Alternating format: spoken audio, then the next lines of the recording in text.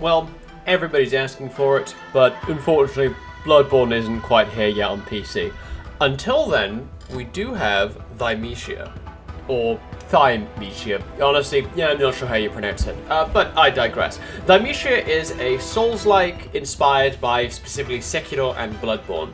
You can tell it's inspired by Sekiro based on just its combat system in general. It has a set weapon that you're allowed to use, but you can expand on that using abilities and movesets, and its themes and its story is directly inspired by Bloodborne.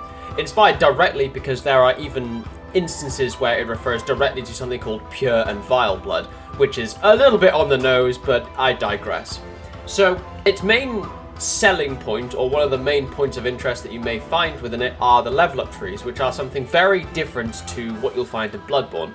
Whilst Bloodborne is just a direct, you will level up and you'll get better and better as you progress, Thymesia includes a branching level up system. So every time you get enough souls, effectively, to level up, you can choose to level up your strength, your vitality, or your plague, which we'll get into very soon. And then with every time you level up, you get a talent point. And using those points, you're able to level up different parts of your kit. So that can mean your saber, which you use for attacking, your deflect, which is your basic parry maneuver, dodging, your claw attack, which is another part of your kit, your feather, or just general strategies. So depending on the kind of playstyle you'd like to build, you can build yourself down each individual tree.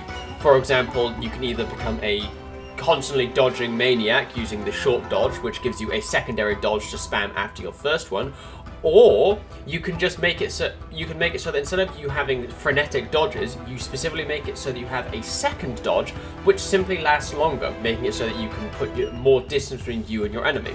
Or for example with deflect, you can make yourself a timing-based parrier, which will make it so that you have to time your parries based on when you get attacked, or you can play it a little bit safer, where you just need to hold down your deflect and it'll just reduce damage. So if you're not really comfortable with trying to learn the patterns of every enemy, you can just hold down deflect and that will be just as good. It won't be as effective to get to build the damage or do damage back at them, but you'll at least be able to protect yourself from being hurt. So that's leveling up in a nutshell. You have your standard array of movesets and abilities that you can use to, improve your character, and also a different way of leveling up to improve you as a character. You can choose how you'd like to improve yourself. You can be really tanky and level up vitality. You can be basically a mage spamming your plague weapons, or you can just go straight for strength and be a destructive glass cannon. It's up to you. Now, aside from this, a big change that was added for this game is the difference between health and wounds as you're fighting. So, as you're fighting, you have two weapons, or two main parts to your kit. You have your saber and your claws. Your saber is basically meant for doing damage, just attack your enemy to deal damage, but then every attack will create wounds on your enemy. And to effectively kill an enemy, you need to not just reduce their health, but reduce all their wounds.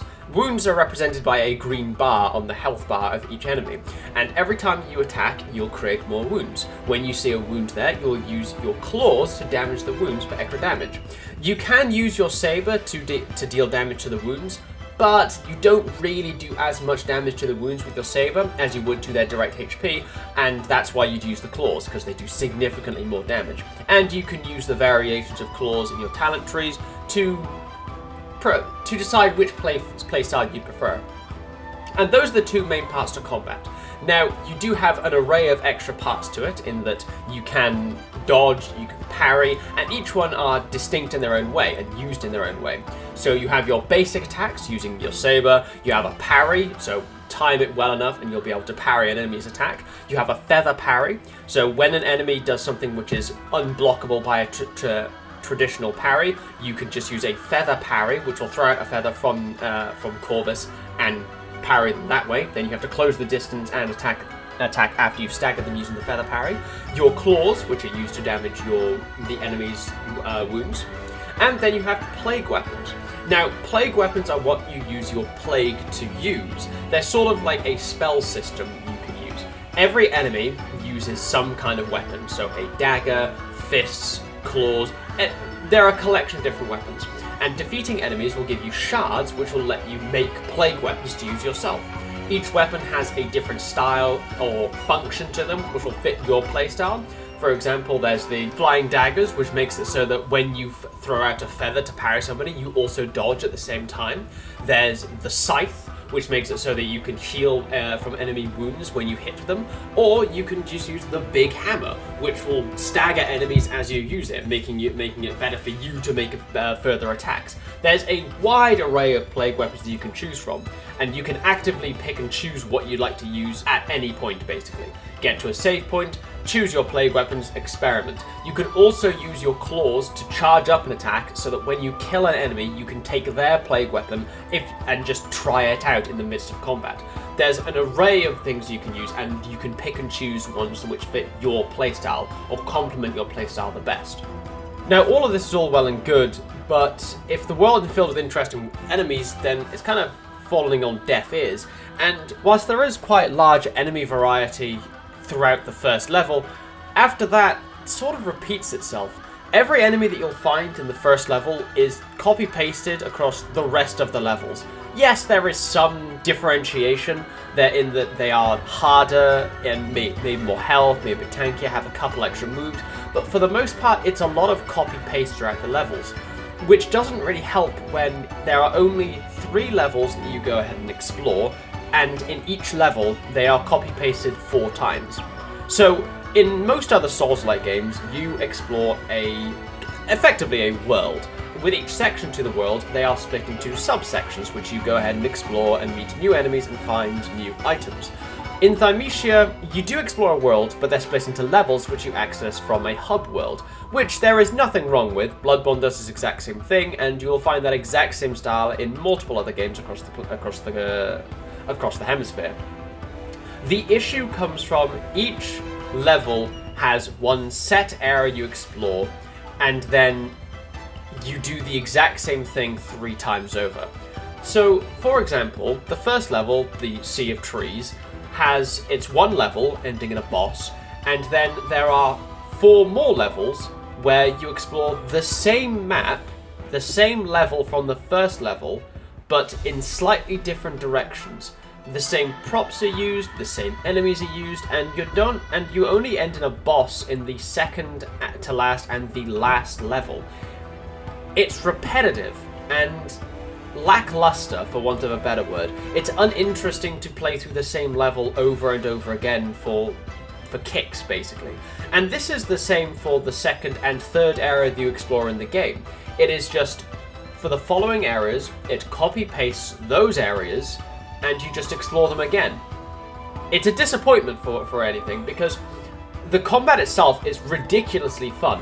It has that rhythm game quality that Sekiro has, in that you learn the patterns of the enemies that are coming for you, and depending on the move that they use to attack you with, you will block accordingly. And each attack, if you parry perfectly, has the most amazing sound accompanying it, making it satisfying to block everything, and want to continue playing to get more and more perfect at this. It's a great feeling when you go up against a boss and can just parry each one of their moves over and over and over without thinking about it. It's a great feeling. The pity is that the main game is so repetitive that you forget about those points because it starts becoming more of a chore to go through these than anything else. Now, the bosses, on the other hand, have a relatively wide variety. The first boss is the only one that you fight again, but even that fight is new and interesting and poses a new challenge. There are some stunning visuals in some of the later game bosses, and it's worth going through, despite the fact that it is repeated levels. It's worth going through those additional levels in the side areas just to fight the bosses at the end, because of how good they are.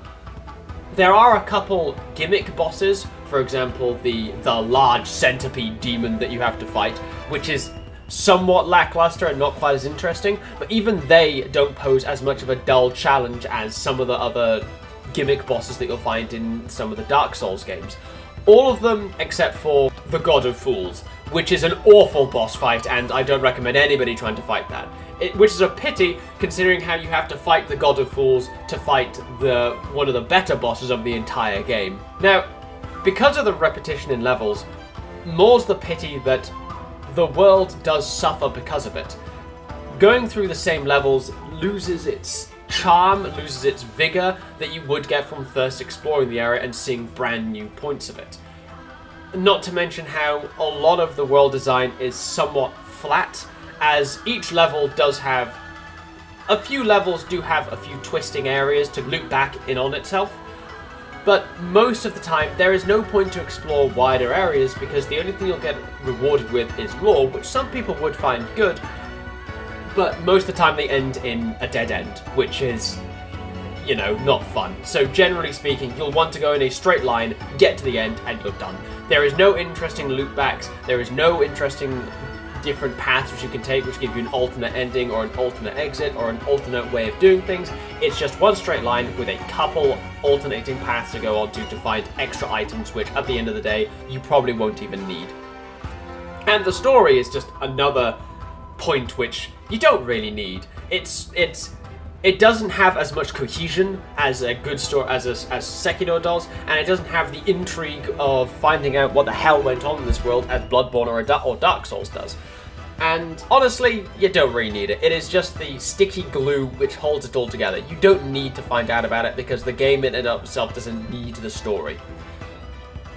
Now, obviously, I've made the comparisons a few times now, and yes, it's very clear that Bloodborne and Sekiro are inspirations to this game. And the piteous thing is that a lot of people are going to compare the two and say that Thymesia is just not good because Bloodborne and Sekiro are better. And to a certain extent, they are right.